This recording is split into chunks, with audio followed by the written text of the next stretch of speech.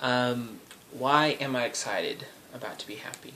A couple years ago, Heather and I were bouncing around ideas, and she told me this idea that really became the nugget, the kernel of the story we have today. And what got me super excited is we had done some drafts. She had sent me back and forth, and we chatted about ideas, and she sent me a final outline. That was her third major outline, and it was very detailed, and I really liked it, and I was getting excited about it. And so when I talked to her about it after I read it, I said, Heather, how excited are you? Because that's really what's going to sell me. And she said, on a scale of 1 to 10, I'm a 10. Great.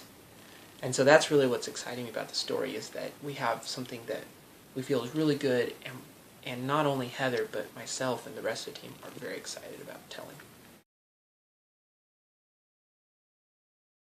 My main other hobbies would be music.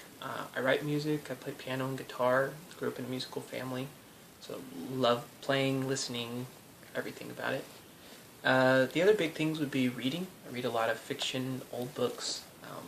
I was a kid who read Anna Karenina on a summer camp.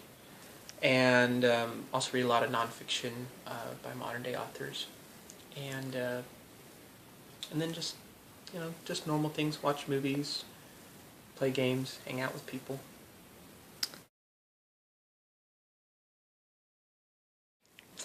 I was going to spend a day with a historical figure. Of course, there's lots that I'd like, but one that came to mind was William Wilberforce. And if you don't know who he is exactly, I'd suggest just Google him, look him up on Wikipedia. But in a nutshell, he was in the British Parliament, and he really championed ending slavery, and also a lot of other social reforms.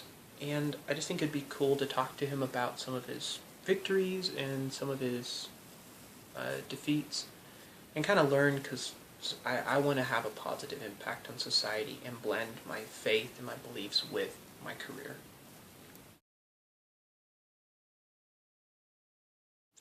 I have double-jointed thumbs.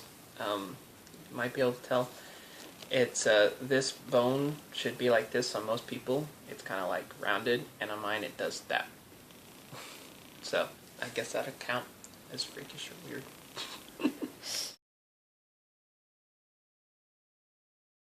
One, I'm really proud of marrying my wife, and just how we dated. It's kind of a long story, so I won't go into it now, but it was just a total God thing, and had a lot of journey. We dated 2.5 years, and we were engaged for 3 months, and now we're happily married and have a little guy who's 3 months old. And then my second thing I wanted to list was Fulcrum, which was my previous short film that I made, and just really happy it turned out leaps and bounds better than I ever thought it would, and it really helped me prove that I had been learning a lot and growing as a filmmaker.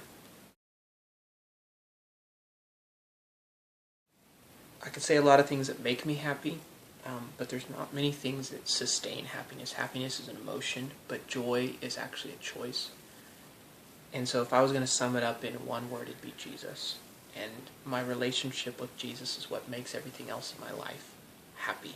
Because if I didn't have Jesus and I had the exact same life, I wouldn't be happy. I'd be searching for something. I would have nothing to fall back on. But because I have a walk with Jesus that's active, and I love him, I honestly do, and I have a personal relationship. It's not just I go to a church or I read my Bible occasionally. It's that I have a relationship with Jesus, and that makes me happy regardless of my circumstances. And the fact that I have wonderful circumstances just makes it all much better.